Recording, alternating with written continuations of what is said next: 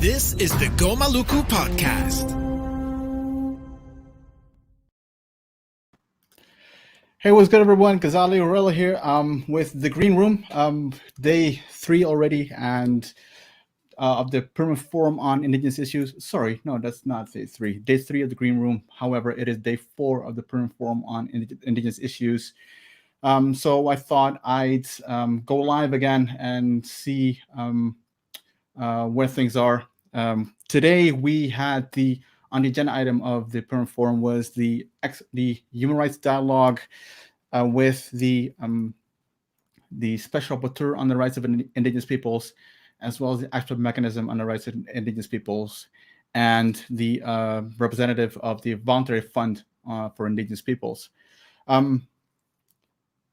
I took this up. I'm taking this opportunity to, and by all means, if you would like to join the conversation, click the link in the description, and you can jump in and out if as much as you want. That's why it is the green room. If you want to share some thoughts, but I thought I was going to spend the bulk of this whole conversation about like making most of your 2 minutes. As we have seen the last couple of days, that when indigenous peoples um, uh, even got on the speakers list, if they were able to get on the speakers list and started to were called upon and then read their statements, most of them were one either ran out of time ran out of the 2 minutes, or they did not their recommendations were not clear enough, so that the perm forum can help you in your particular situation, be it the on a theme on peace, justice, and strong institutions, related to Sustainable Development Goal 16,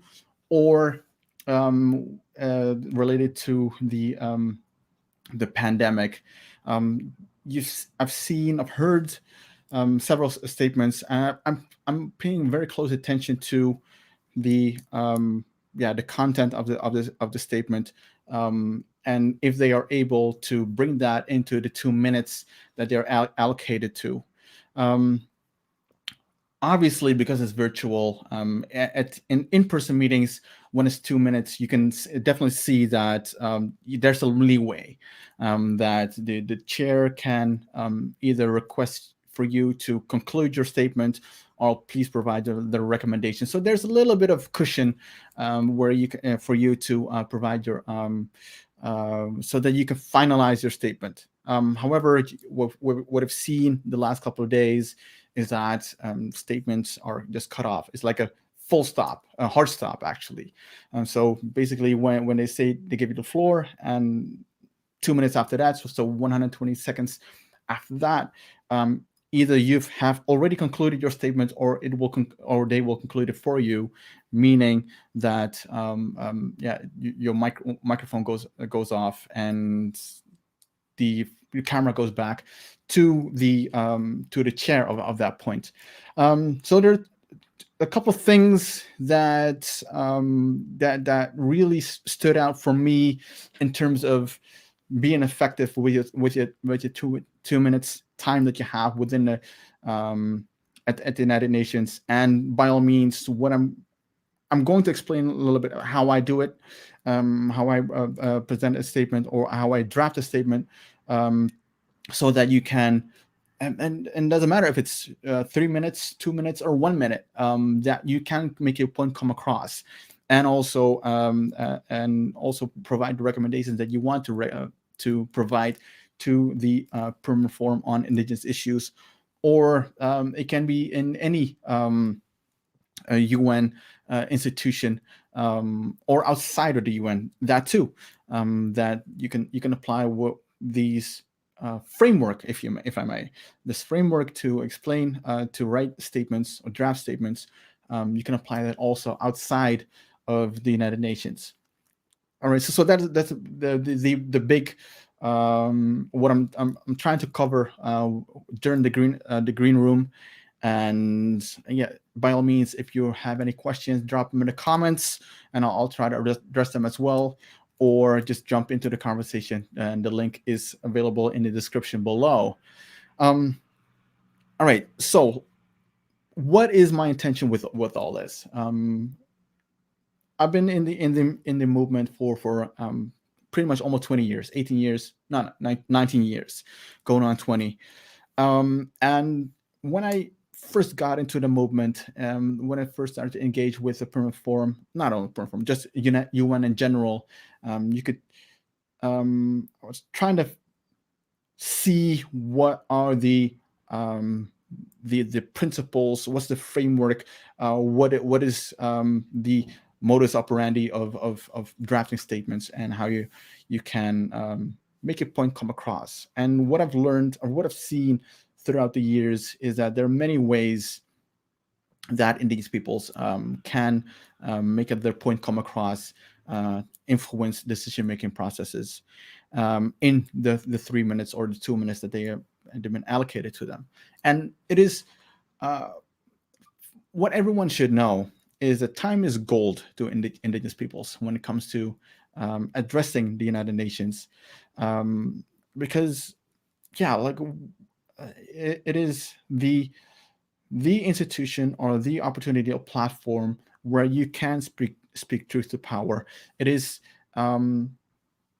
so whatever how long it is, 3, 2, or 1 minute, it is super important that you capitalize on that, that you make use of the seconds that you have. If it's 3 minutes, you can make use of the 3 minutes. I've been in meetings in the early days of my quote unquote career at the subcommission on human rights, where you were able to present statements of 5 to 7 minutes. That is unheard of right now. Like you don't come across speakers lists that allow for 5 to 7 minutes anymore. It is you get 3 minutes at the most, and 2 minutes if you're lucky, 1 minute if you're unlucky. And believe me, I have been in situations that you were given 1 minute. But no, I have to say this. I have actually told people that they have, as when I was a co-chair myself as well, I've told people that they only had 1 minute of speaking time.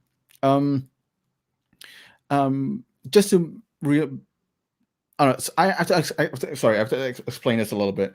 So when at the World Conference on Indigenous Peoples, I had the privilege of co-chairing the Roundtable 1 on UN system action on the first day, and my co-chair, which was the permanent representative of the Czech Republic, and myself, we have divided the work in a way that she would do the first half of the meeting of the roundtable, and I would do the second half of the roundtable. And this is a General Assembly roundtable. So I was 28 back then, and just trying to make the best of it. And also, this was the whole time going through my mind: time is gold, time is gold, time is gold. So the first hour and a half, because the session is usually 3 hours, first hour and a half, my co-chair, we had 2 lists. So as a co-chair, they give you 3 papers. One is for your remarks, at your opening remarks and all the organizational matters, and there's another list of speakers list from Indigenous peoples, and then there's another list with speakers from states as well as UN agencies. So they gave you the two important pieces of the paper, and it is up to you. It is your discretion to figure out, all right, how am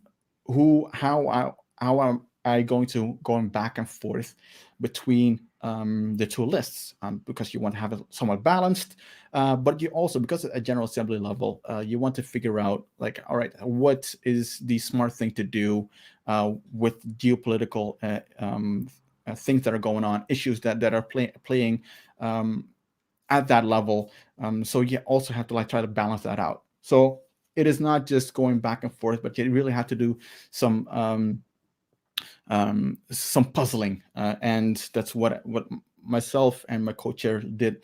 And obviously, she did know a lot more than I did back then about the geopolitical, the global climate, political climate. Sorry, and so she did the first half, and I saw her move some names from back and forth, just to make sure that the hardest part was done already in the first hour and a half. However, the second hour and a half, when it was my turn, so when she handed over the gavel over up to me, the problem was there was still too many people on the list. So I did some calculation in my head that Indigenous peoples and states, so we only had an hour and a half, and people did get 3 minutes. But I had approximately 40 speakers on the list, combined. So I was like, yeah, this is going to be a problem, because when you do the calculation, you figure out that there's no that you're running out of time. So it's when it's 6 p.m. there's no time left. So you have to try to finalize everything before 6 p.m. So that was a problem. That was a challenge. So what I did was trying to go through go back and forth. So what I did was state Indigenous Peoples UN Agency, state Indigenous Peoples UN Agency. So I try to keep that rhythm in there. But then again, like you won't get to exhaust the list before 6 p.m. So when it turned 5:30, and I saw that we were not making any headway, because I was hoping that some people would not show up, or some people would have a shorter statement than 3 minutes. However, obviously, because it's so high level, everyone shows up. I was a little bit naive. Everyone did show up, and everyone did make every use of their 3 minutes. So I had to make a difficult decision. So I did a calculation. So if we limit everything to 1 minute, then we can get in somewhat get everyone through, have everyone give everyone the ability to present their statement within reasonable time. Not that we would still be at the UN at 9 p.m. So what happened was, at I believe at 5:45, that I was given the so I took the floor. So usually they expect you to give someone else the floor, like to move from one speaker to the next speaker. I said, all right. So I had to drop the bomb. One is that I had to limit the time to 1 minute, which was, you could already see people like panicking, heads of delegations, government representatives, as well as Indigenous peoples, because you go to the UN to be able to speak truth to power, and especially at the General Assembly level. Not many people have been able to do that. So my consideration was, either some people get to speak for 3 minutes, or everyone gets to speak for 1 minute, which was a very hard decision to make. And so I conferred with my co-chair back then. I said, hey, this is my idea. This is what I would like to do. I would like to give everyone the opportunity to share their statement. But we would have to go into overtime a little bit, but we will keep it to 1 minute. Fortunately, the secretariat and my co-chair, and I'm super grateful for them, they said, sure, we can do that. Mind you, it was during the General Assembly itself. So my co-chair, she had to pick up her prime minister from the airport, but she did have a little bit of time to stay a little bit longer. So I'm very much appreciative for the flexibility that she showed in that session. So, and then became the 6 p.m. and we still have not exhausted. I still had to go through, I think it was like 30 speakers, something along those lines, 30 speakers. And what happened was 6 p.m., the interpreters leave. So I did put in a request to the interpreters, like, hey, are you willing to stay on? Unfortunately, the interpreters said, no, we cannot stay until after 6 p.m. Another problem. So we had to continue without interpretation. So I had to take the floor again and say, hey, ladies and gentlemen, I apologize. We did limit your speaking time to 1 minute, but I also had to advise you that we will have to continue the dialogue in English only. And for a institution that has 5 working languages, eliminating it to one, it becomes a problem for many representatives. So I did get on the shit list of many representatives of governments, as well as representatives of UN agencies. Some even came up to the podium. They stood in front of us. I can remember it very vividly, and it was a very high person within the UN, Under Secretary General level, or Assistant Secretary General, came up to us and said, "Well, this is unacceptable, and I want to present in Spanish, so I need to be able to present in Spanish." So the only thing that I could do was say, "Sorry, I apologize. This is what we have to do to make sure that everyone, including states, including UN agencies, as well as indigenous peoples, are able to present their intervention, because this is a unique opportunity for many indigenous peoples." So she walked back to her chair, and luckily, my co-chair and I were very understanding and said, "Yeah," we were like, "That person she will get over it." So, and she did. When I gave her the floor, and that high level official of the UN, she did present her intervention in English. But it was funny to see, funny to see how indigenous peoples were either trying to race through the statements, but then again, it was already past 6 p.m. There was no interpretation anymore, so they could race through it just to make sure that they stayed within the 1 minute. But yeah, it is. But I also had to cut people off, because if you go take 1 minute and 5 seconds, that's 5 seconds that you're taking away from somebody else down the line. And if everyone does that, like, down the line, somebody cannot get to speak or cannot get to present their intervention. So I was super conscious of that. And when I hit that 1 minute mark, I said, took the gavel. I said, "Thank you so much for your intervention, and the next speaker will be." And I didn't even have the time to apologize or whatever. I just needed to make sure that we could end within reasonable time, because my co-chair was willing enough to stay a little bit longer, as well as secretariat.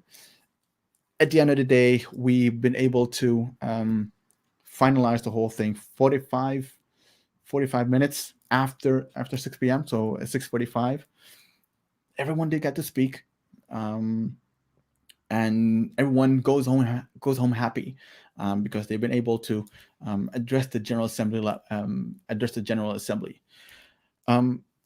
Just to illustrate how, and I'm saying this very consciously, that this isn't not a how should I put it, a example just to say, "Look at me, how well I did." I couldn't care less about that. I care about the message that I wanted to share with this example, being that it is super important for indigenous peoples, and not only in the World Conference context, but in general, that they are able to share the injustices or the human rights violations or the policy proposals, that they're able to do that. And as soon as we are aware of that, that we all are in the same storm, not in the same boat, we're in the same storm. Because some people have yachts, some people have boats, some people have just I don't know, some people yachts, boats, ships. So not everyone has the same means to go through that, through this storm. So my idea was that, everyone's idea should be that when you think about, and I think that's the important aspect of it, is solidarity, knowing that you're not the only one. We're all in this storm together, and we all want to address the UN or speak truth to power, so that changes can happen, so that peace can exist. So that was the whole idea. that is also why, through that lens, I've been listening and watching the interventions of indigenous peoples at the Perm Forum this year, but not all. Yeah, sorry, not only this year, but previous years as well. Um, so throughout, let's say, 18 years, I've been observing my indigenous peers, relatives, relations, their particular statements, and there's some things that I would say, like, there are some good things, and there are also some elements of it that can be improved, and so I try to channel that and make sure that there's some kind of framework, a strategy that everyone, a foolproof strategy that everyone can use, so that whether it is at the Perma Forum, um, the what else is there? Third committee, oceans negotiations, whatever, or UNDP. If you talk to UN agencies, that you have the ability or the tools to make your point come across in 2 to 3 minutes. So I wanted to create a framework for that. So I've been paying a lot attention to all these statements, and dissected all of them, and figuring out, all right, what works and what doesn't work. So that's been I've been putting that into a framework. Now, just so you know, this I'll explain it in this green room. However, I've been fortunate enough to have been asked to participate in Project Access Online and to do this free online course for everyone. So this is not like, hey, buy my stuff. Like, I don't want. I don't want to do that, because this should be public knowledge. So there's a lot of people that asked me to monetize it. I said no, because I want to do this for free, or at least give this framework away for free. So it's Project Access Online. You can sign up right now if you would like. It's Indigenous Peoples at the United Nations. Go to learningfornature.org. You can almost see me. Hey, it's learningfornature.org. And you not only do you get to know or learn how to write a statement or UN intervention, but you also get to learn about the UN system itself, the history of indigenous peoples at the United Nations, and in the many ways that you can apply the what you've learned, not just at the Perm Forum, but also expert mechanism or anywhere else. For those people that do not have the time to sign up to in the course, it is still open. It is 100% free. You just have to enroll. It's self-paced, so you decide. You have the time to when you have the time to complete the course. You get a certificate at the end, and there's a forum, meaning that it is not just. And this is the good thing about Project Access, which I've been a part of for many years. It is super hands-on. It's super practical. That indigenous peoples, and now also non-indigenous peoples, can learn from people that have the mileage to know the through indigenous peoples, actually, the UN system, how we master the system, and how we can use the system.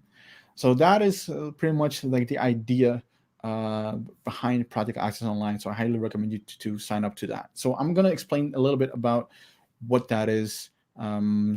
Take the time at least to explain that.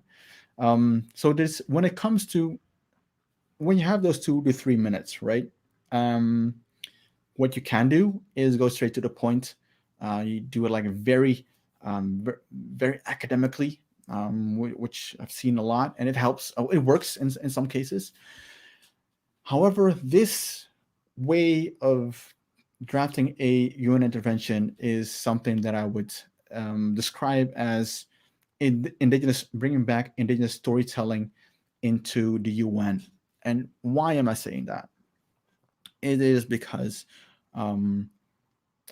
if there's something that makes us connect as peoples, as individuals, with one another, it is stories. That is something that we crave. People always crave stories, and if ever there's a superpower that indigenous peoples have, um, it is storytelling. It is that is one of the how should I put it? The superpowers of indigenous peoples. Now, and everyone tells his or her story in their own way, um, at their own pace, and that is fine. And there's, I'm not saying that this has to be the way.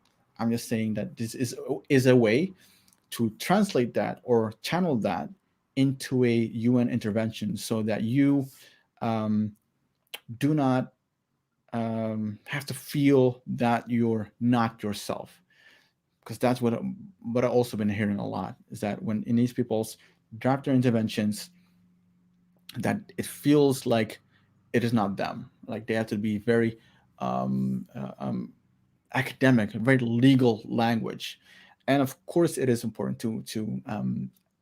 to approach it with some in an academic slash legal way.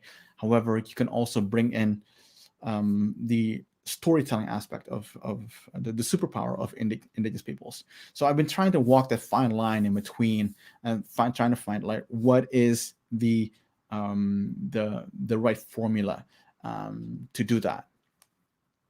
So that is the idea. So it's indigenous, as indigenous peoples, storytelling in your own UN intervention, um, within the 2 minutes or within the 3 minutes that you get. Um, and it is super important that you, like I said, you have a certain structure in your mind, because for many indigenous peoples, it is difficult to, and usually when they do this, it's when they hit New York or Geneva, so hit the ground, and they know like in a couple of days I have to present a statement, and then they start drafting it. I want to make your life easier, as in knowing that you only have to go through this framework or this strategy, and with that, you can draft your statement in a much more effective and a much more efficient way. And I said effective. The important thing is, for in any UN intervention, is that it becomes effective.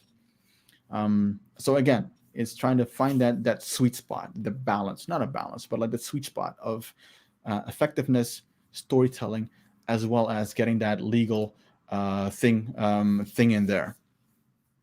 Um, so what can be interesting is if I explain a little bit what the framework is, so that you have an idea. Um, if anything, I would highly recommend you to read or watch on YouTube. You can there's a lot of things you can do on YouTube right these days. Is to watch or read Start with Why, from authored by Simon Sinek. The Golden Circle. It's super helpful to figure out how to start your intervention and shape it in a way. And so what is this framework, right? Basically it is the introduction. You start with the introduction, and then you have the main point of your statement um, captured into a narrative or a story, and then you get into the analysis, and then the recommendations, and then you get to the conclusion, which is usually thank you, Mr. or Madam Chair. And please put that into your statement as well, Mr. or Madam Chair. Look up who's the Madam or Mr. or Madam Chair, because the last couple of days I've been seeing a lot of indigenous peoples refer to Madam Chair, whereas the chair actually of that session is male. So it is a small thing, but it is also goes into like awareness, knowing, being fully prepared about things.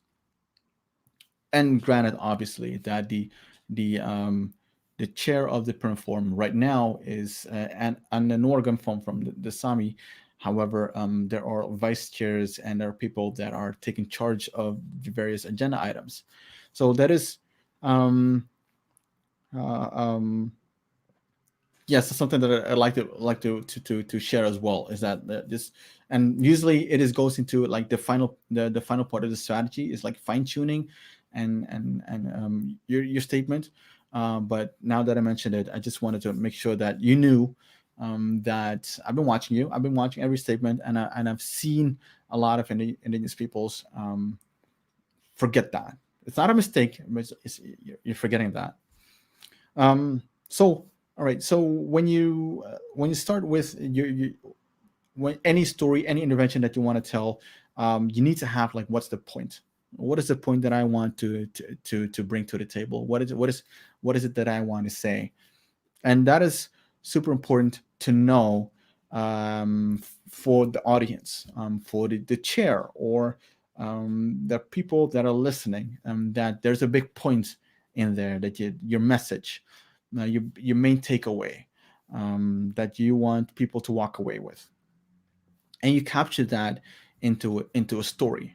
And it can be any story, and you don't have to share a very long, lengthy story, but you'll see when it comes to storytelling that you can tell, um, in in a story you can share a lot of things into just a couple of sentences. So in a way, storytelling helps you a lot in terms of decreasing the number of words in your statement, and making effective use of your time. So that's in terms of storytelling. So the story. However, how do you get to that message? What's the big takeaway that you want to, the audience, or the UN permanent forum to walk away with? And to get to that, you can either figure that out for yourself, or you already have that figured out. That is fine. However, that's why I said start with why. Try to figure that out. Try to figure out like, what is the end goal.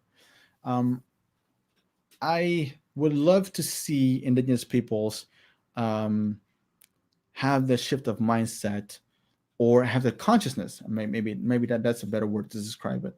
That the permanent forum is a tool, is a opportunity, is a podium to get you from A to B, or not, so A to Z, and this is just a step in that direction. So that, and for many indigenous peoples, it's, at least that's how they present their statements, it is the goal, it is like the only point, where they can make the point come across, is the only platform for indigenous peoples to voice their concerns, or to get to their goal, or maybe it is their goal, I don't know. So what I would like to see is like that people, and these peoples have that, we already have the infinite view, right? We have that infinite mindset, and yeah, to just have it articulated for themselves, right? Why do I do what I do? How do I want to get there? And what will be the evidence for me to show that I've been to that I do what I, yeah, evidence to my why. Um, you can do that by really figuring out like, yeah, what's the end goal.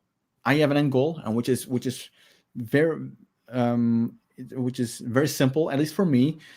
My end goal, or my mission, if I may, is to inspire and empower 476 million indigenous peoples all around the world, so that they can do what inspires them.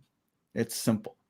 um, and I try to arrive that by, in everything that I do and everything that I say, that I do the work, um, be the wide angle lens, be ingenious, or push the boundaries, and keep an eye on the marathon and not the sprint. So that's my why I do what I do, and how I want to get there.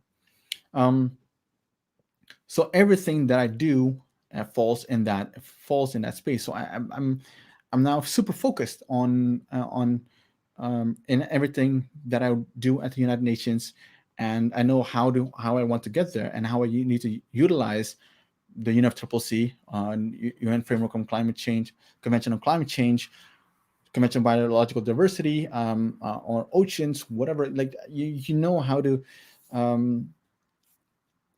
the mindset, the vantage points that you enter into these various processes. That's all right. That's my mission. All right. So what is one of the achievables, deliverables that I would like to see? Well, I'm Alifuru from Maluku, and I would love to see Maluku to regain its independence and have a governing structure, or a structure that is built on our indigenous heritage.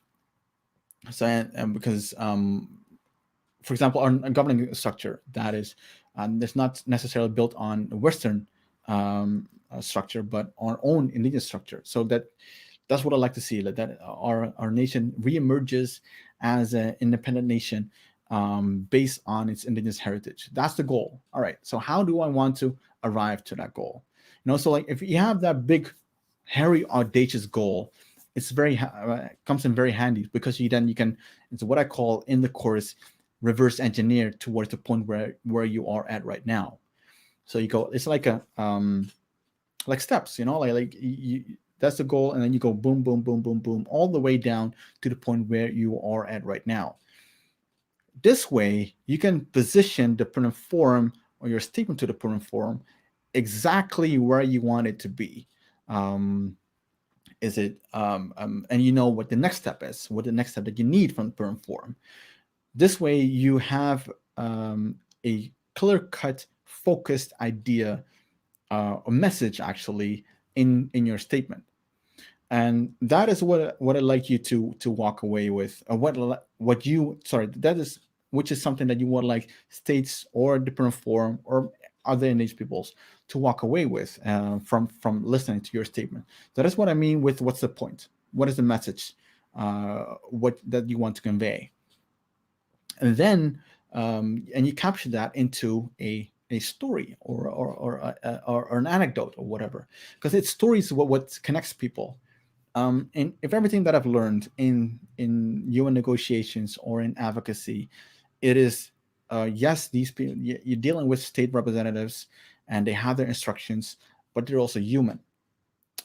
To move a position, you have to move the person, meaning that you have to to start talking about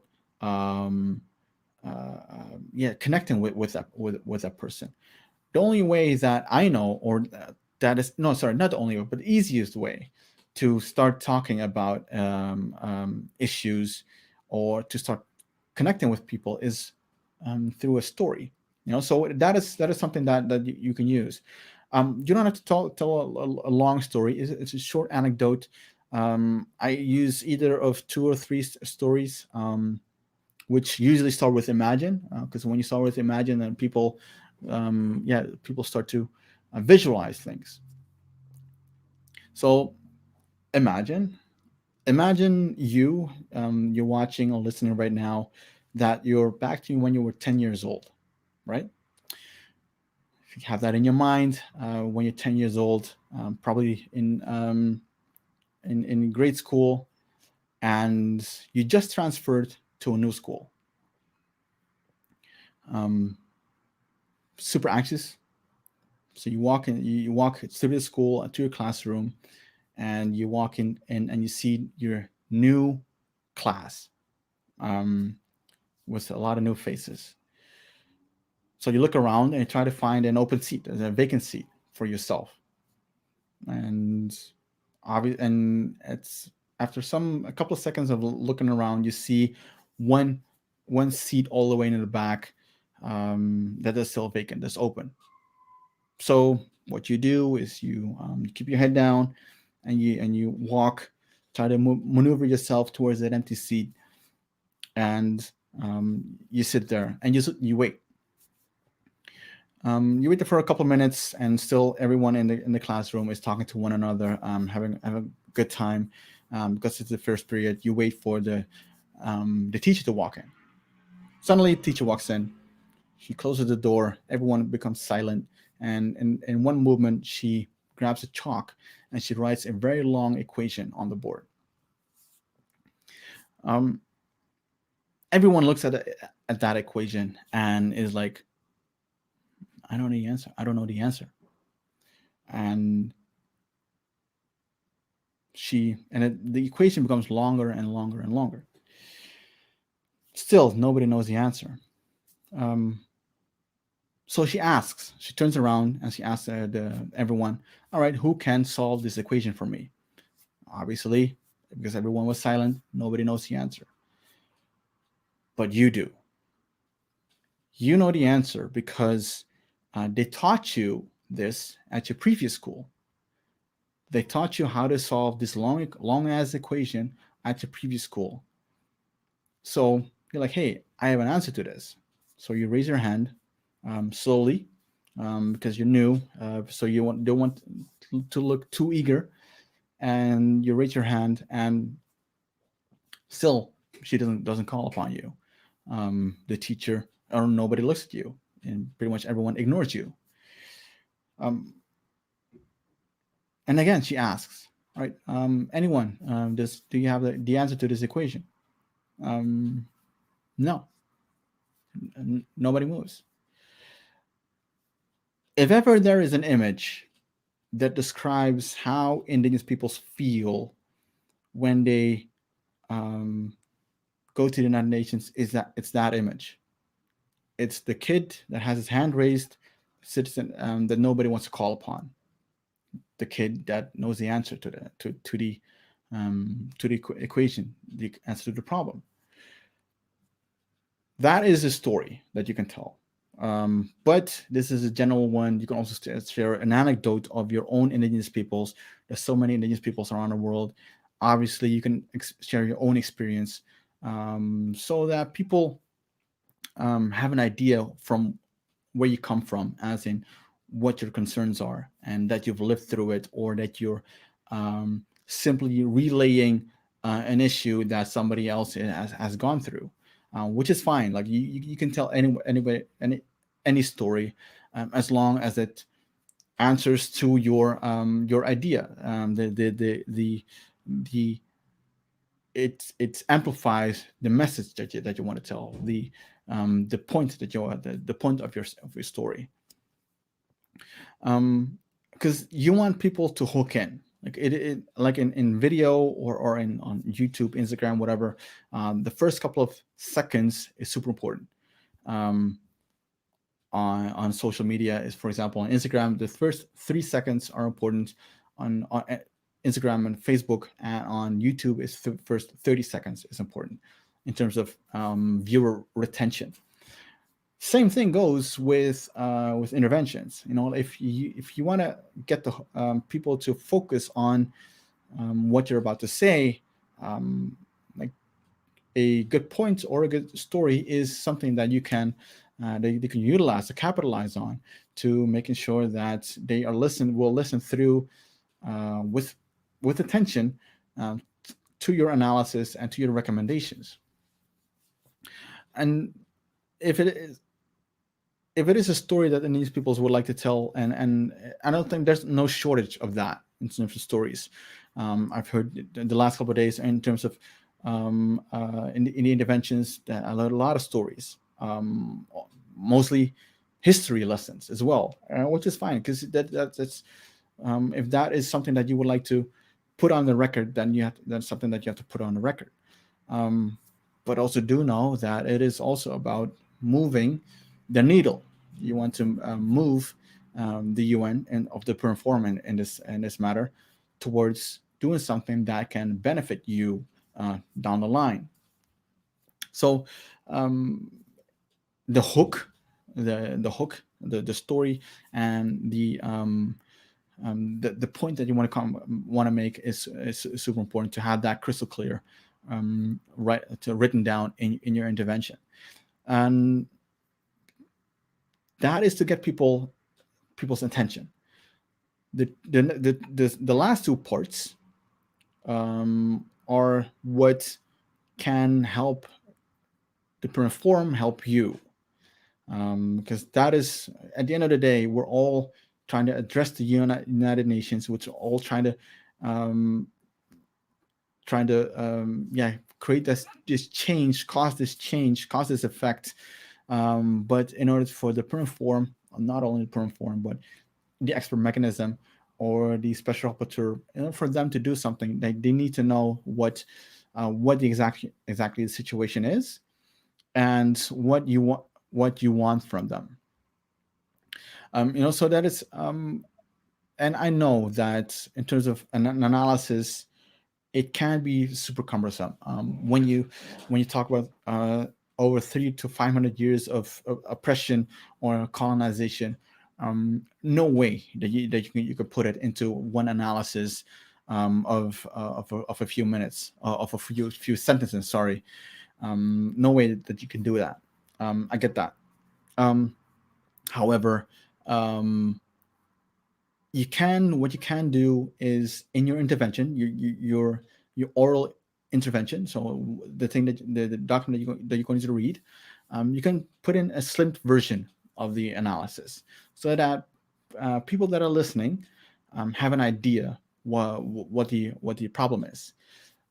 If you have a bigger analysis, you can attach it to your statement that you're going to send or submit to the UN permanent forum via email or by any means that they're compiling all the interventions.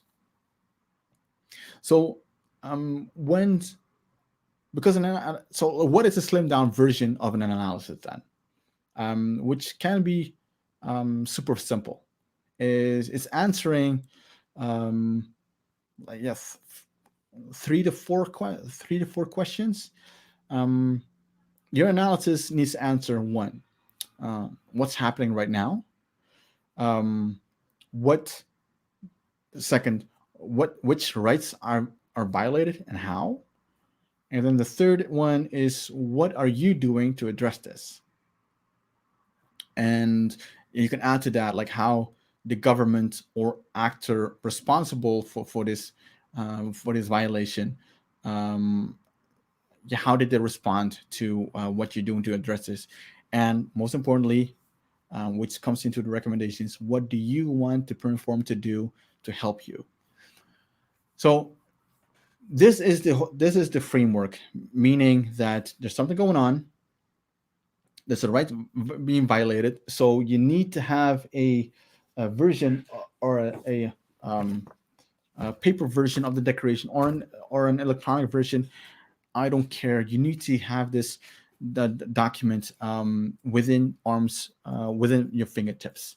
It is super important that you have that, so that whenever something is happening, you just go through the whole document, go through the declaration, and you highlight, all right, this right is being violated, that right is being violated, so that you can tell the perm forum, right? Yeah, country X is doing this, which is violating the right to participate in decision-making processes that affect us, as enshrined in Article 18 of the Declaration on the Rights of Indigenous Peoples. And this is what we're going to do to address this particular issue. For example, trying to appeal it in some body or instance, and yeah, then you could say, how did that government respond? All right, and this is super important. Like, what do you want the permanent forum to do to help you? And the more information you give, the more focused information you give, the better the permanent forum can help you. And like I said before, permanent forum can be easily interchanged with expert mechanism on the rights of indigenous peoples, as well as this, for example, the special rapporteur on the rights of indigenous peoples. However, when it comes to the submitting complaints and testimonies or whatever communications to the special rapporteur on the rights of indigenous peoples, you need to be a little bit more concrete and have a little bit more evidence around that. But I can go into that a little bit further down the road, because I've done that a lot as well. and that is a good analysis. Like it doesn't have to be super detailed, as long as the perm form knows, this is this is the narrative, this is what's happened. So this story, this is the narrative, this is happening right now, this is how they perceive it, this was, and then the following part is, this is what needs to happen. So far, throughout 18 years, as well as the last three days, I've seen indigenous peoples do this quite accurately, in a way, bits and pieces, but not in a straight line. But like some does analysis right, the other does the story right, or a little bit of both. But most of them, most of indigenous peoples,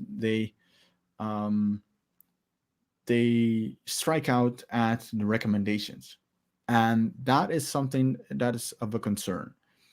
As in, you do want the permanent form to have a goal, like they know what your goal is of your intervention, and how the permanent form can achieve that goal for you. And that's what a recommendation does. Like it is. I said it once, and I'll say it again: is the recommendations, in essence, are the most important part of your intervention. It is your way of saying, like, this UN permanent form on indigenous issues, I need you to do this. Granted, I know that there's, for a lot of people, it is challenging to draft a recommendation, because you go through the whole thing, you do the whole thing, and just trying to make sure that they get the story in there, but you forget, no, that's not the right word. You get the historic injustices, what's going on, genocide, and everything else, which is super important, because you have to tell the truth. Um, um, but then, what do you want the permanent form to do to address that, to remedy that? And that's where a recommendation comes in, because you cannot hit a goal you can't see. And you can urge the permanent form, because I've heard these recommendations before, urging the and then therefore we recommend, we urge the permanent forum to send UN peacekeepers to our region to address the situation. Full stop. Or we urge the permanent forum to send the Special Rapporteur on the Rights of Indigenous Peoples to country X. Those are two recommendations that seem logical, seem as common sense. However, you're also dealing with mandates. You're also dealing with the parameters of what the permanent forum can and cannot do, what the Special Rapporteur can and cannot do. So, for example, if you take it into account that example of asking the permanent forum to send UN peacekeepers to your region. Before that, you need to be aware of the mandate of the permanent forum, or the expert mechanism, or the special rapporteur. In any case, any body that you address within the UN system or outside of it, please do know what it can and what it cannot do. It is all about managing your expectations. If you go to the UN, you present your statement, and you put into your intervention that the permanent forum has to put your region or your peoples on a decolonization list, or something about these UN peacekeepers. If you do that once, it's okay. If you do this continuously, yeah, you're doing it wrong. I was about to say something that's not very nice to say about people, but it is not the right way of using the forum. And some people obviously they use the forum as to validate themselves, but that's a whole different issue. Going back to the recommendations, right? So, for example, UN peacekeepers, sending UN peacekeepers to the region. Why is that not possible? Because the Security Council does that, and that's a couple levels higher than the Perm Forum. Perm Forum obviously is an advisory body to the Economic and Social Council, so it provides advice and to the Economic Social Council, which is the superior body of the Perm Forum. So you need to be aware of what ECOSOC can do, and also what this advice entails. It can be on the rights of indigenous peoples. It can be advice on economic and social issues, etc., etc. So you need to be super aware of your awareness of surroundings. Be super aware of what the Perm Forum is, and what it can and what it cannot do. All right, so this is yeah. So what second issue, for example, is asking the Perm Forum to send the Special Rapporteur on the Rights of Indigenous Peoples to country X.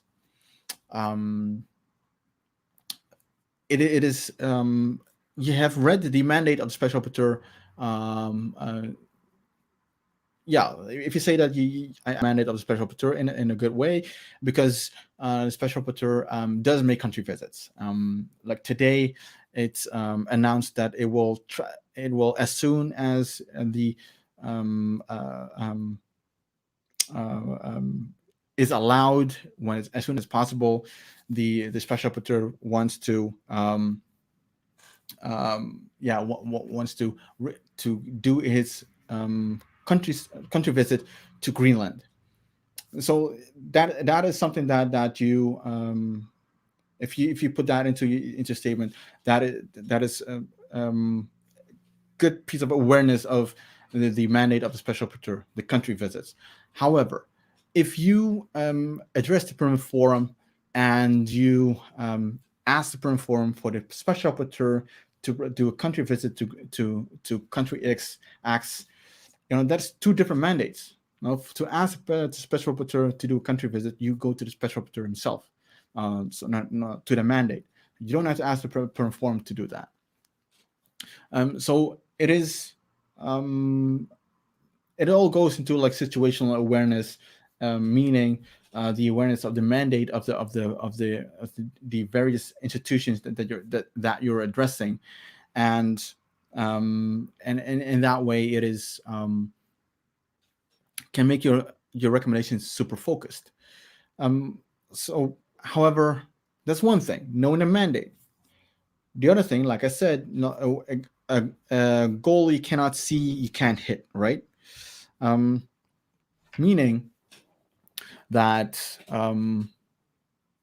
you do need, and this is sorry, I should put it. You do need a clear goal, or you need able to articulate that goal, the recommendation, in a way that it makes sense to the Perm Forum or the expert mechanism.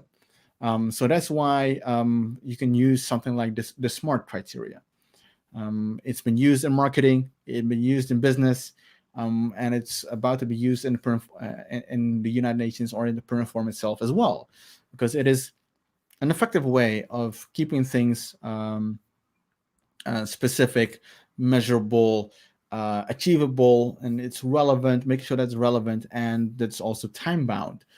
So SMART. So that's a way of drafting your recommendations, and that's also, if you have that framework, like drafting recommendations becomes much easier. Right now, what I've seen, and in the trainings that I do, the in-person trainings of Project Access, we spend nights before the Perm Forum. We spend nights trying to figure out like what is a good recommendation. And then they go through the declaration and trying to figure out what the mandate is of the Perm Forum. Go through there's a database of previous recommendations of the Permanent Forum. I also highly recommend you to go through that as well, see which ones have been provided by Indigenous peoples or member states or UN agencies, and you can see which one works and which one works, and you can tweak it a little bit. That's also like a hack or a pro tip to try to figure out like what's the a good recommendation to use. However, there's so many recommendations that have not been articulated well enough, and those are recommendations that you want to make to the Permanent Forum. So that's why using the SMART criteria is a good one to use. So what is a SMART recommendation?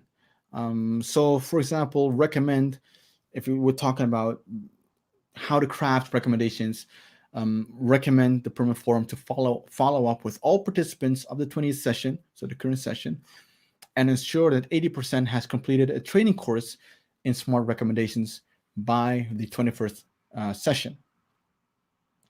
That is a recommendation that is drafted along the criteria of the SMART criteria. I have heard a lot of recommendations the last couple of days. One recommendation that stood out that I could attribute that consciously or unconsciously, I'm not sure, but what it was from the United Confederation of Taino People, the first or the second recommendation, it sounded like they used the SMART criteria, which makes it super measurable. So I cannot recall what the exact recommendation was, but let's focus on this example then. Recommending the Permanent Forum to follow up with all the participants of the 20th session to ensure that 80% has completed a training course in SMART recommendations by the 21st session, right? All right. So if that is the recommendation, so let's deconstruct that a little bit. Go through the process of SMART. So S stands for specific. So you have to be super specific to be able for others to understand what you want it or the recipient of your recommendation to understand it. So 80% of the participants need to be trained in generating SMART recommendations. I would classify that as specific. So it is a clear number, 80% in what? In training, being trained in generating SMART recommendations. Now, how do you arrive at the 80%? And that is the measurable part of it. So let's say the Permanent Forum has on average 1,000 registered participants each year. Let's assume that this year the Permanent Forum has a nice round number of 1,000 participants or people that registered. So what you can say, you need to build a little bit fat into that, so that you say that at least 800 of them will complete that training. So 800 of 1,000 is 80%. So 80% will be the success number of this particular recommendation. Then there's the element of making it achievable, because the large majority already has engaged with the Permanent Forum, so they have prior knowledge of how the Permanent Forum works. They've been at least at the 20th session. If you do a training, you could do it web-based. You could do it like this, do a live stream kind of thing. Make sure that it's free, obviously, or you can divert people to go to Project Access Online. And there's so many ways of training people to in the SMART recommendation formula, that it is achievable, that it is not a pie in the sky. You're not saying, for example, in terms of numbers, that you want to have 80% of the 476 million indigenous peoples trained in the SMART recommendations before the 21st session. That is not an achievable goal, maybe in a lifetime, but not in 1 year. And if you've gone through, or you have a specific, it's measurable and it's achievable, how about relevancy? Relevancy means that it needs to be relevant to the perm forum as well as to you. So this training, right? This hypothetical training on SMART recommendations, it will allow participants to draft effective recommendations. And once everyone knows how to write SMART recommendations, the perm forum becomes effective with its time. It's the meeting. That's what I'm trying to say. The meeting will be more effective. So it's super relevant, and also that not only do people have the ability to stay within the two when it's virtual 2 minutes, or 3 when it's in person, but also the recommendations can be super specific, and we can make more effective use of our time. And then it is obviously the time bound, and this is something that I have not seen. Many recommendations I've seen in many recommendations, either of the SMART criteria, time bound. Give them a deadline. Give the perm forum a reasonable deadline. So when it comes to the drafting of SMART recommendations, and you want to have 80% of it, you want to make it more efficient. So you can say, well, a reasonable deadline would be the 21st session. And so you include that you want to achieve this goal before the 21st session. And so that the perm forum can also can report back at the 21st session saying, hey, we did this. Thank you so much for the recommendation. We did throughout the year since April 2021 until April 2022, we've been able to host a online webinar or training session on drafting SMART recommendations. Of the number of people that we have approached or invited, so it's not, I won't say that's exactly 1,000, but it could be like 1,500 or 750. I don't know, but this X number did succeed or finish that training session successfully. That is something where you want to go to. A recommendation that not only the perm forum can measure, but also you can measure. That you can next year, when the perm forum did accept your recommendation and included it in its final reports, saying yes, we will take your recommendation into the report, and we will do something with it. That you can at the next session, you can point towards it. All right, guys, this was the goal. There was a recommendation. There was a deadline. What have you done so far? So that is what I mean with time bound and specific, measurable, achievable, and relevancy. So that that's the framework that you want to use to draft your recommendations. So I've been helping for the Project Access Online. I've been helping people with their statements. I'm helping people more with the statements than I'm actually paying attention to statements that people are giving or presenting at the session itself. Getting a lot of messages like, hey, I should have write this, I should have write that. It's almost like a night job, but I do it because I love to do it, because I love to help people to really make use of their effective use of the 2 minutes or the 3 minutes. So that's super important, right? Recommendations. and basically you've done it all. You've that's because you can't do anything more in your 2 to 3 minutes. You told you made it your own through your story, the analysis, letting the perm form know, like, all right, this is what's going on, this is what you need to do, or this is what's going on, this is what I've done, this is what they have been doing. And then in your recommendations is basically, all right, this is what I want you to do. I want the perm form to do X, Y, Z.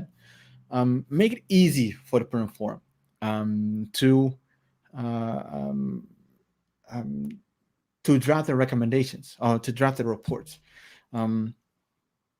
meaning that they don't have to look for recommendations, but they get recommendations like pretty much presented to them, and on a silver platter. So if everyone have written their recommendations in a smart format, it would be so much easier for the perm forum as well as for you, and so that we can keep each other in check, keep each other accountable.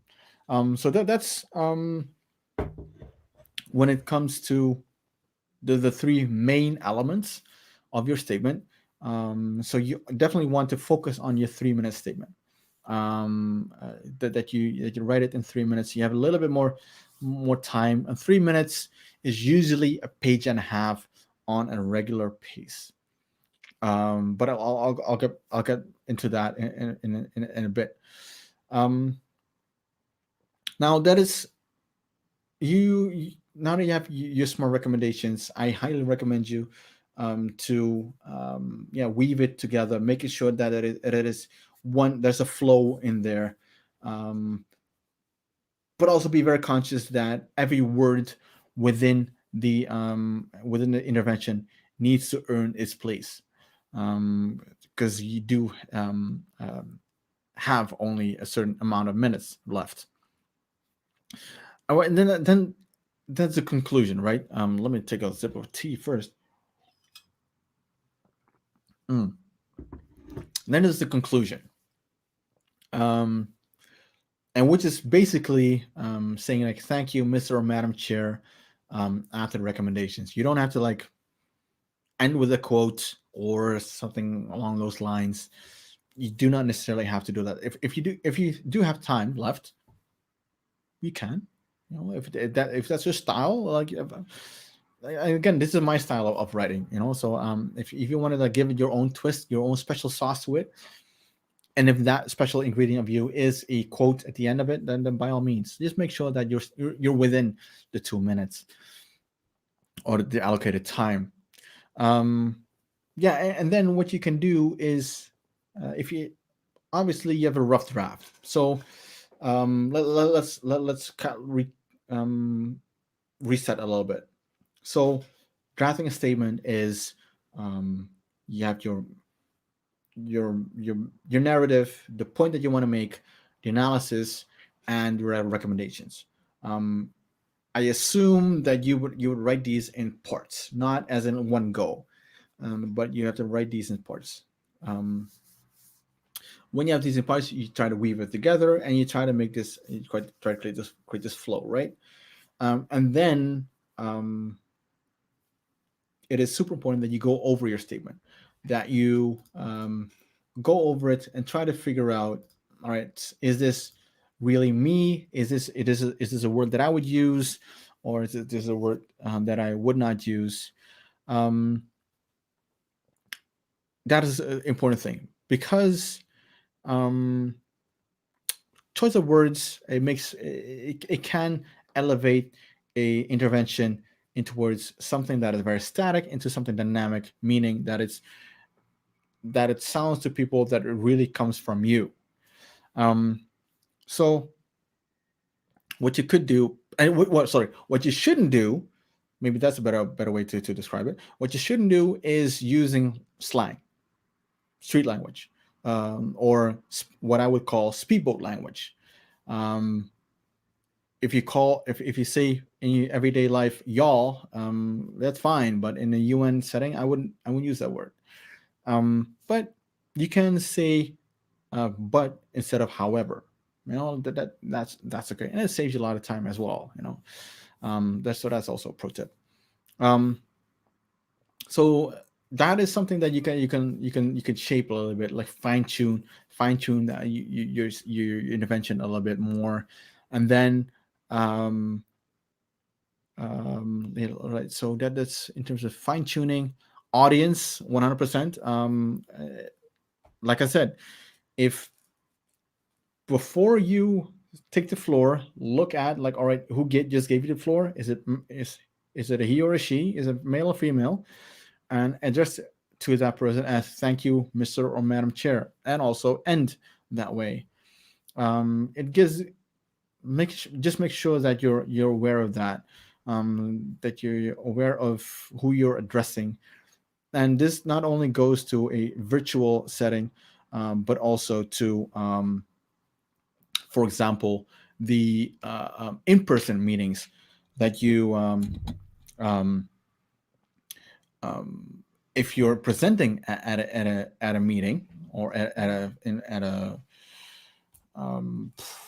keynote, maybe be aware, like, do know who your audience is. If you are presenting a super spiritual intervention, or a keynote or a speech to a group of scientists, like, chances are that it will not land. Like, people will not understand what you're saying. So be super aware of who you're addressing, because it is your responsibility. It's your responsibility as a communicator to transfer your thoughts and your ideas, because you're on stage. You want people to walk away with something that you make sure that they understand it, and also speak in their language, in their jargon maybe, but or lingo, sorry.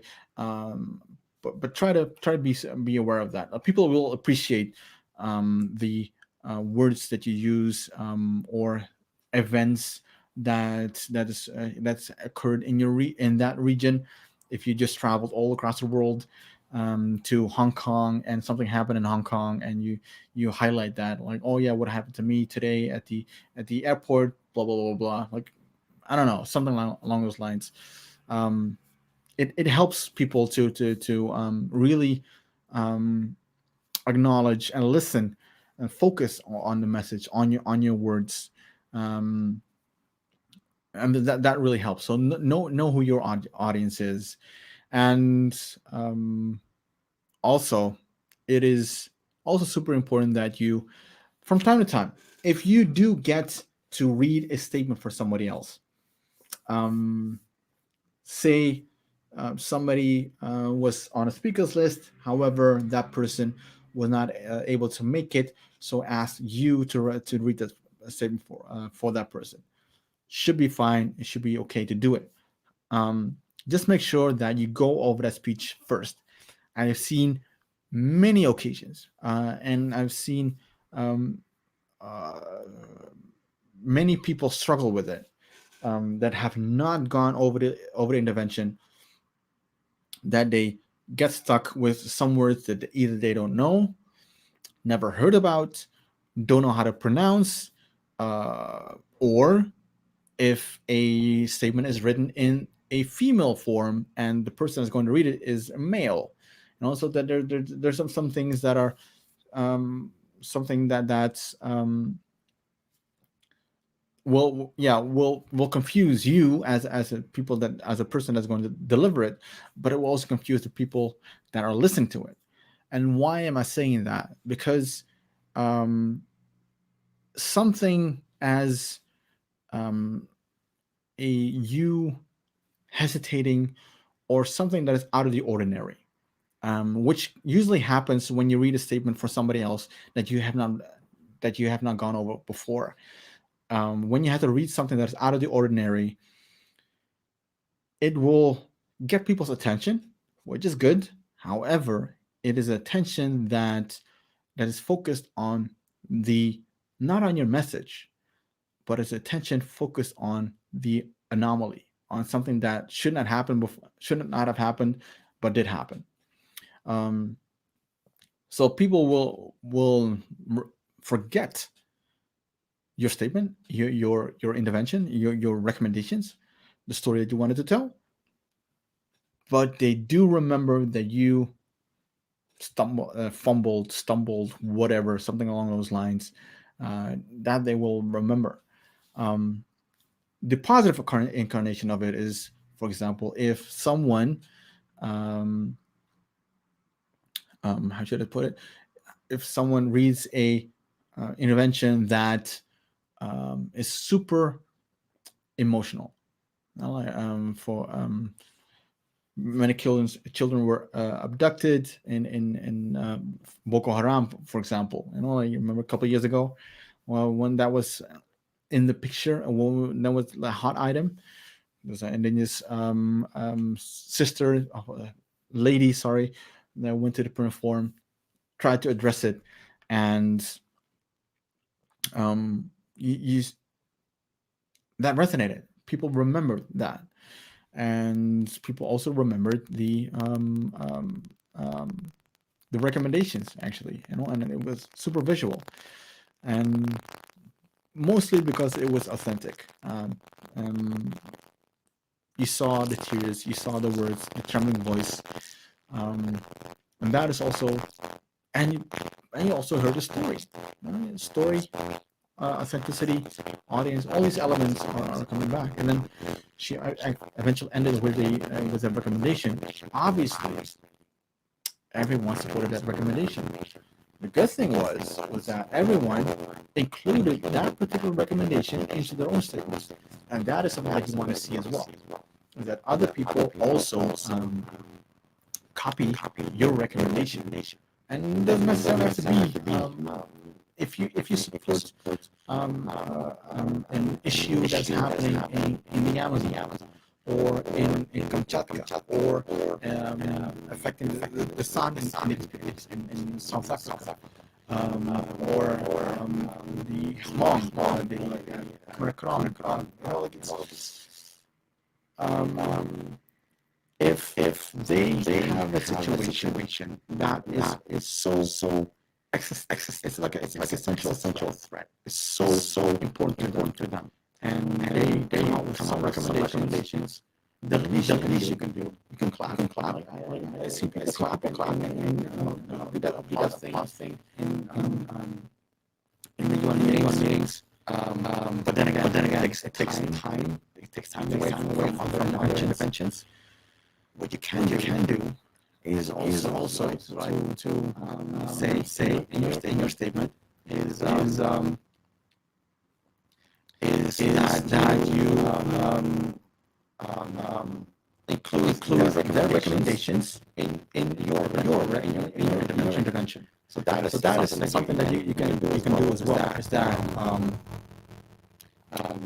copy paste their recommendations into yours, and include that into your statement, or in your written statement. If you already are don't have a lot of time left, you already have it like specific to like clear cut to 2 minutes, and I understand it's a problem. But if you do have the opportunity, if you do have the time, then I highly recommend you to hear a recommendation that sounds good, resonates with you. By all means, you can include the entire recommendation, or at the end, you can say, we fully endorse the recommendations presented by organization X, like the previous organization X. That's also a bit of solidarity that you can do. The thing is, with the problem that it's a personal thing. The personal problem that I have with applause, not the show of appreciation, because that's I understand that, and I get that. It is, however, that the applause usually takes a couple of seconds in in-person meetings, obviously, 4, 5, 6, 7, maybe 10 seconds if it's a really good. It's like a standing ovation. The issue that I have with that is that it takes away time, and down at the very end, you see there's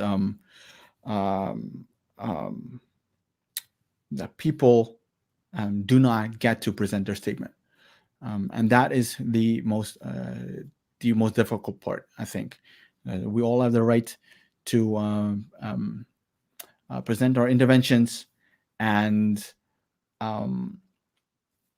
what happens is if we all go into overtime, or if we all do a round of applause, then this particular person from the Masai or Turkana from Kenya or from Tanzania, or sister from Puerto Rico, Borinquen, they're on number 45, and they only get to number 43. And number 44 and number 45 do not get to present their intervention. And that sucks. That sucks. I've been on the receiving end of that.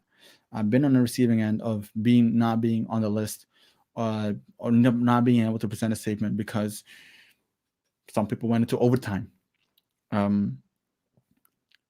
Like I said, time is gold. And when you talk about solidarity at the international level, you also be super aware, super conscious of the fact that claiming space within the UN, do that in good faith, not in bad faith. This is claiming space in bad faith, by taking your 3 minutes and then some, and going through 3:30, 3 minutes and 15 seconds, 30 seconds, 4 minutes. That is claiming space in bad faith. Claiming space in good faith is giving you the opportunity, taking your time, taking a lot of free time, and then giving space to be an ending in time so that others can speak as well. That is claiming space within the international community, within the United Nations, in good faith. So I highly recommend people to do that. So you go over the statement, right? So I'm veering off a little bit. You're going over the statement, and like I said, the secret to any speech is the one delivering it. Sorry, I should say it right. A good speech, a speech that resonates with people, because your intervention is also a speech. Indigenous peoples, what we're doing at the international level is two things. Diplomats do one thing. Indigenous peoples do two things. Diplomats do diplomacy. They're super diplomatic. So they do country-to-country relations. Indigenous peoples do diplomacy as well. We have our indigenous diplomacies. However, we also do advocacy. If you want to distinguish the two, are it's like advocacy, diplomacy is winning the position. Advocacy is winning the person, like the hearts and minds of that person. And those are two things that we need to be super aware of, that we need to continue doing. And if you combine the two, you can do that in your intervention. Diplomacy is like I said, analysis and recommendation, and your advocacy is your story and your authenticity. Like, I'm making sure that this speech is like a tailored suit. Nobody likes to wear a suit just off the rack, or maybe they like to wear it, but like it doesn't feel good. Doesn't feel like them. A suit that is tailor made, it feels comfortable. It feels like you, and that is something that you want to do. That you go over the text and making sure that every word in there is you. That you use words that you like to use. Obviously, trying to make sure that the whole intervention does address the main points that of narrative analysis and recommendations, but you can do some tweaking So some tweaking. Like I said, nobody likes to wear a one size fits all or off the rack suit. That's way too small or way too big for you. So, like I would argue, why would your presentation be the same? So, like if you have the opportunity to do it, fine tune it. Fine tune the statement that you're going to read. There's always some opportunity, also some wording that make feel more like you. Um, what It's different, obviously, if you present a statement that you read for somebody else. But then, yeah, be aware. Say that you'll read this info for this particular person in the beginning of it, so it won't sound odd if you're male and the message, the intervention is read from the perspective of a female. Um, Again, seen it happen before, and it will continue to happen 100%. I just want you to be sure, to be aware of the things that you can do to avoid that. Now, we talked about, explain a little bit about the whole statement thing. How do you make sure that you're within the 2 minutes? Because that is the whole ball game, right?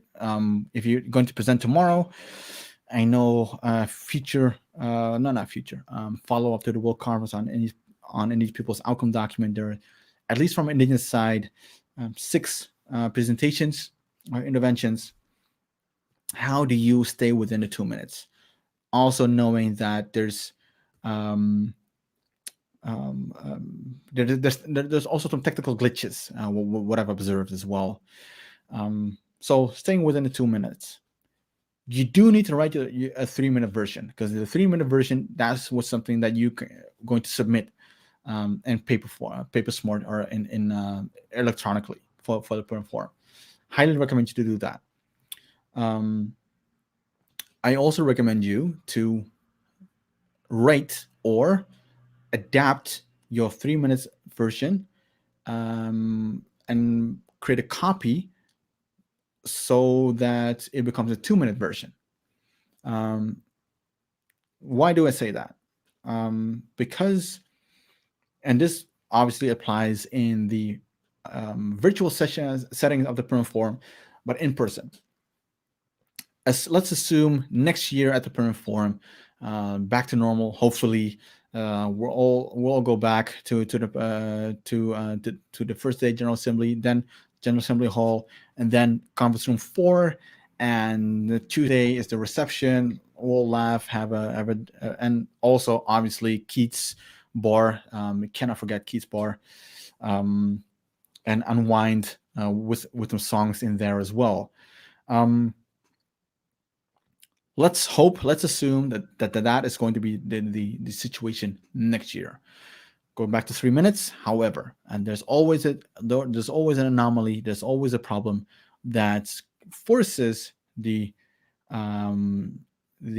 chair to limit the speaking time from 3 to 2 minutes. Like I said in my example at the very beginning of this conversation, was that at some point I had to limit speaking time from 3 to 2 to 1 minute. And I did see back then that a lot of people were frustrated, anxious, and then they just started like drawing lines, like cutting text. And I want you to be prepared for that. So I want to have that ease of mind.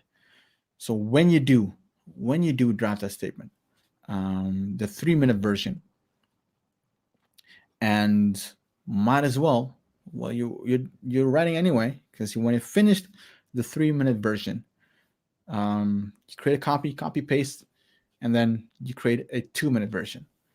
If 3 minutes is a page and a half, then 2 minutes is a little bit more than 1 page, and you can skip the congratulations, Madam Chair, with your election and everything else in the 2-minute version. You can skip all that. I would skip it in the 3-minute version as well. But this is what I would do. Again, it has to every word needs to earn its place in the intervention, and that is, if you do it on, all right. Here's the thing: if you do it on day one of the session of the perm form, then I get it. If you do it at day 5, 6, or 7, like I'm like, like everyone knows that he or she is a chair, and I would just continue with my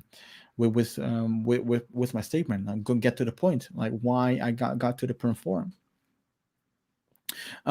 So that's what I would do with it, with a 2-minute version. The most important part is, as well, there are many important parts, but the most important part is that you practice, that you practice at a normal pace. If you cannot read your if you let me put it this way. So you have written a 3-minute intervention. You're done. You've you think you've written a page and a half, so that's a 3 minutes. All right, now you get to read it, and you find out it is not 3 minutes; it's a 3.5 minutes. So what you do is, because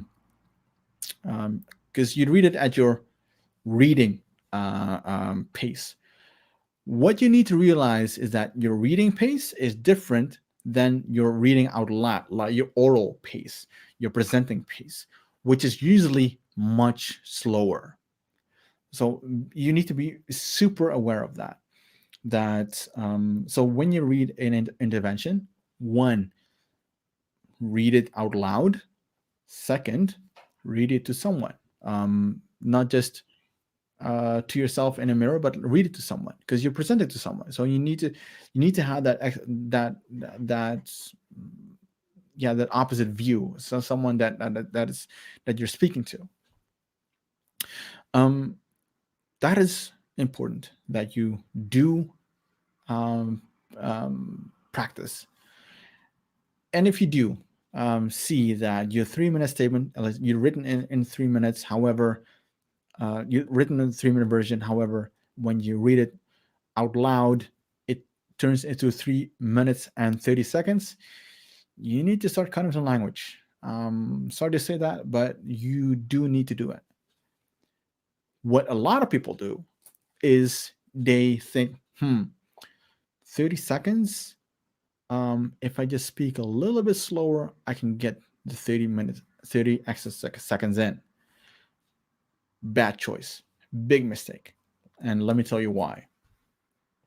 Because once you speed up reading out loud in the UN context, you're dealing with interpreters, and it is they're hired to be able to interpret what you're saying, translate that into other language. If you're reading in English, they're translating that into Spanish, French, and all the other UN languages.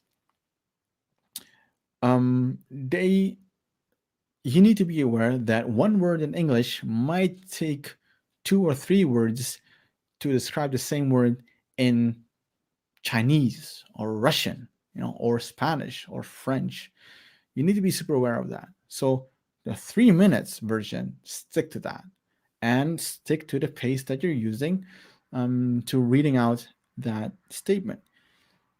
What you can get, what you do not want to get, is that you get gavels. That the chair will knock with his or her hammer, will knock on a table and say, either please slow down or please conclude. Those are 2 things that you do not want to hear, because 1, it takes away from your time, because still the clock keeps ticking.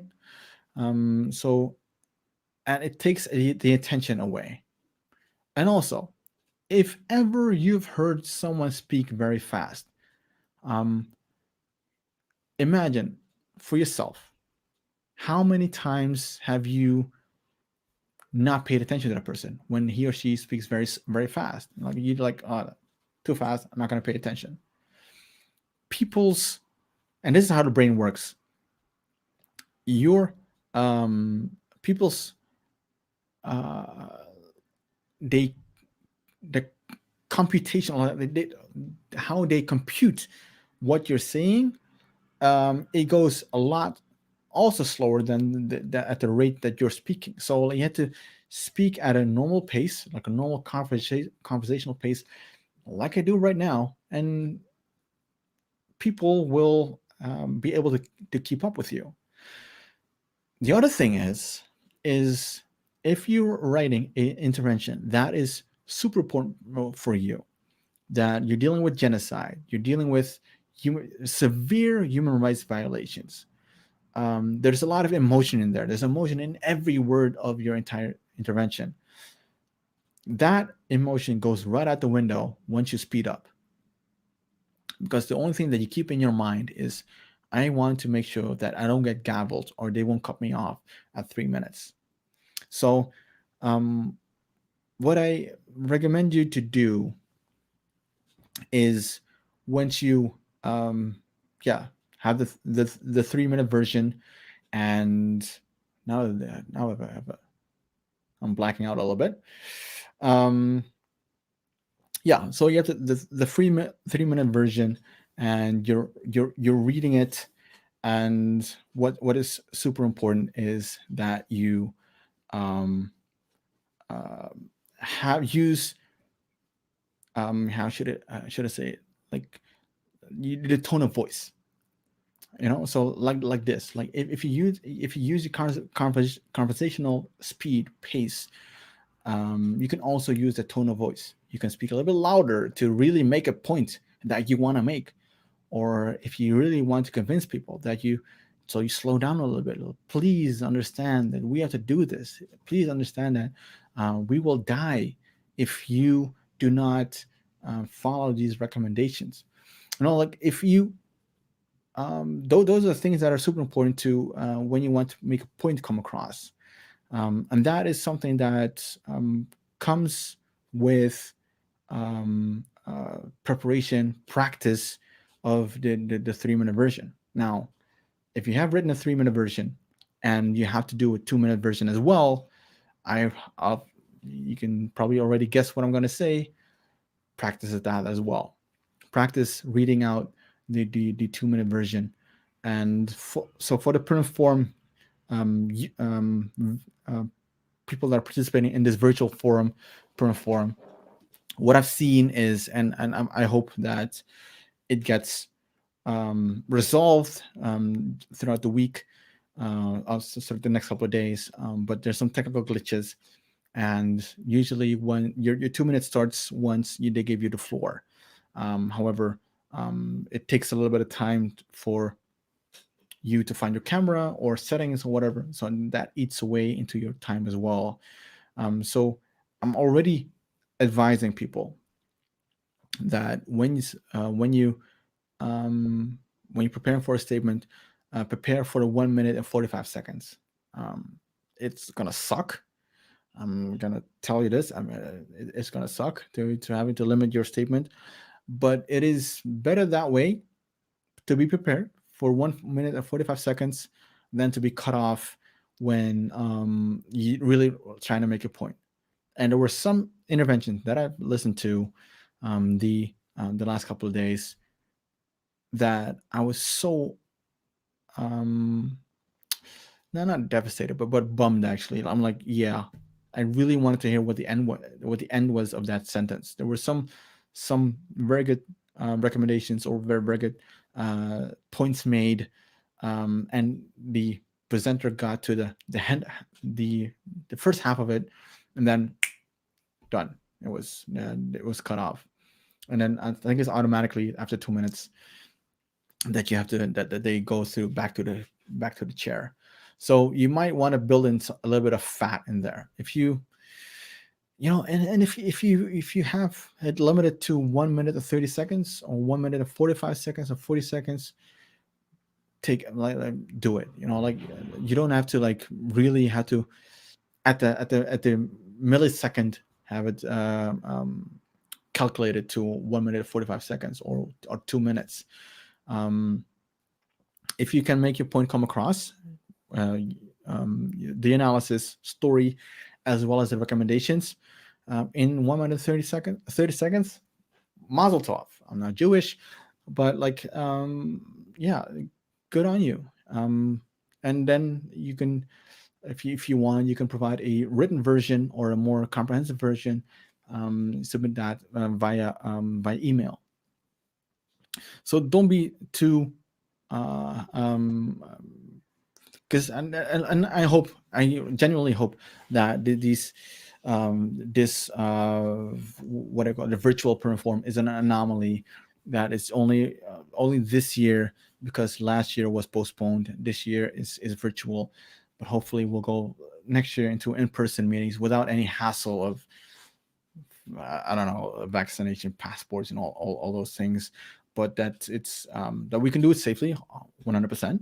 But we can go back to in-person meetings, and then go back to, because at the end of the day, when it comes to and what I've learned in diplomacy, advocacy at the international level, negotiations, is that face-to-face meetings, human interaction, is super important. It is and is from the indigenous side, it is one of our core strengths. Being on the ground, dynamic, in solidarity as well, and being able to look each other in the eyes and talk about, all right, this is what's going on in my region, or talk to a state, or this is what's going on, this is what you need to resolve, or this is what you need to fix. So, and that's what I obviously hope for. And and it is, in the end, I think one of the, as indigenous peoples, we are I would say superstars, superheroes, or Olympic medalists in storytelling. And if storytelling is what makes us human, then we have a unique opportunity or talent or strength to bring the human element back into these UN conversations, into these international dialogues. You've seen it. Our sister Hindu Umaru Ibrahim, she speaks from the heart. She brings in the human element back, into the conversation. Today she was at the Leaders Summit on climate, organized by the U.S. State Department, and I was not able to follow that, but I'm 100% certain that she just spoke from the heart, spoke from human to human, even though it's through a webcam, and that she you can just feel the authenticity, and obviously she can shoot from the hip, and what I'm trying to say is that she can improvise like that. Like she just put a camera in front of her or a microphone in front of her, and she just can talk for forever and a day. And I think obviously, Hindu is seasoned in that, but and these peoples in general, we all have the opportunity and the ability to do that. So that is what we're good at, and I think that is what the United Nations need. Oh, sorry, not the United Nations in general, necessarily, but in this international community. We're so distant from each other, right? Already before coronavirus, before social distancing, and I think if anything that we need to do within these international dialogues, within decision-making processes, what we can do is to bring the human element back. By one of the things that we can do is to share our stories, do that human-to-human interaction, face-to-face, and that's really what I hope to achieve for you to walk away with this 2 hour rant already on not rant riff on how to write an intervention, for the how to write a UN intervention whilst also maintaining the indigenousness, quote unquote, the indigenous way of storytelling, in a way. Obviously, I'm not an elder. I'm not Elder Francois Paulette or Frank Erwagishik. I wish I was as good at storytelling as they are, but they have the mileage to know. They have their they have earned their credits to tell a story. People like myself, and I can imagine that there are other people out there as well that need a little bit of framework, need a little bit of strategy to translate thoughts, translate human rights situations and violations into language, articulated into a intervention that makes sense, and that can also help them advance their cause and advance their issues, and also that helps institutions like the Pyramid Forum on Indigenous Issues, Expert Mechanism on the Rights of Indigenous Peoples, and you name it. You can use this whole framework under the UNFIII, CBD, or if you're going to talk to a council, your municipality or your traditional council or your organization. If you need to present an intervention or not only intervention but also a speech, if you have to, or presentation, you can use this framework, adapt it a little bit, and as a blueprint, as a way of as a strategy, as a framework, and you just pour your own sauce over it, use your own ingredients, and make something great out of it. I'll put it one more time into the whole thing, into the feed. Indigenous Peoples at the United Nations Project Access Online. It is live right now. You just now got and it's funny. You get, even though it's 2 hours, you got only a small fraction of it. There's a workbook. There are exercises on drafting interventions. And a lot. And aside from that, my dear sister Tai Peli, she is in that as well. The Special Rapporteur on the Rights of Indigenous Peoples, Francisco Calixai, he explains his how should I put it? His mandate, the history of the Indigenous Peoples at the United Nations is outlined.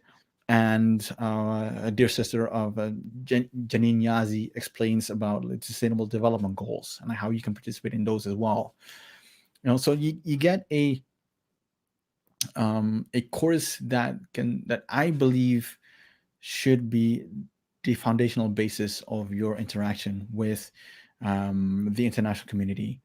It's the basis, is the minimum. It can help you, and to as a starting point, and then you can veer off from that. But I think as Indigenous peoples, we all should have that minimum standard. If the declaration is a minimum standard for our rights, then I like to argue that Project Access Online should be the minimum standard for our conduct at the United Nations. Like I said, I don't take this very lightly. What I've explained just now is a framework that I've been working on thinking about for years.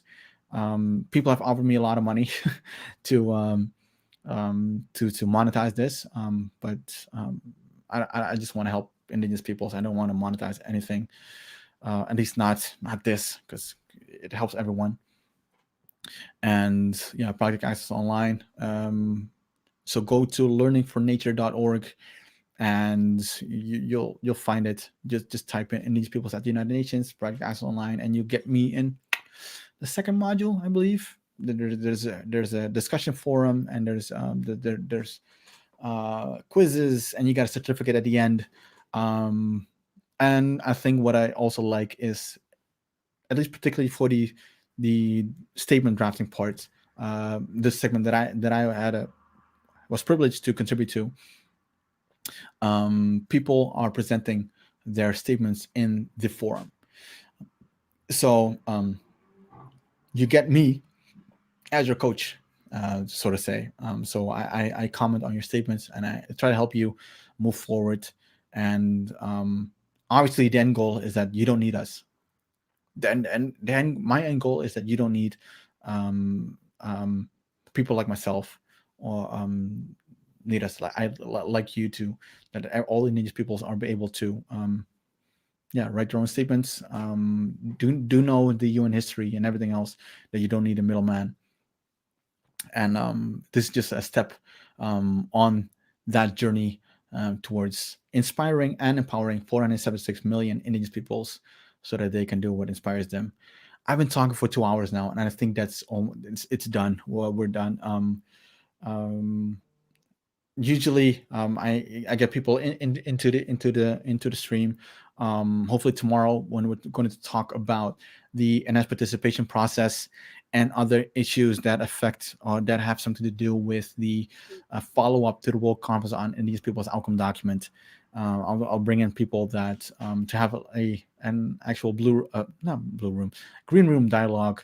However, because I've seen people struggle with the 2 minutes, with drafting statements and everything else, I just wanted to spend these 2 hours on that particular issue.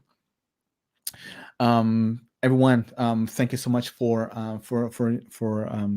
joining, and hopefully catch you on the next episode of the Green Room. Have a great day, evening, or night, morning. See ya.